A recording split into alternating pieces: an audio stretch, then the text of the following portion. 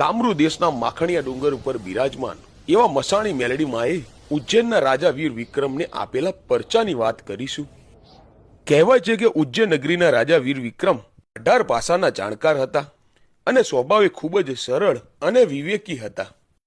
એક દિવસ રાજાને એમ થયું કે મારે યોગ સિદ્ધિ મંત્ર શીખવો છે, પણ આ મંત્ર કામરૂ દેશમાં જ શીખવવામાં આવતો હતો. હવે વિક્રમ રાજાને તો આ મંત્ર શીખવાની તાલાવેલી લાગી.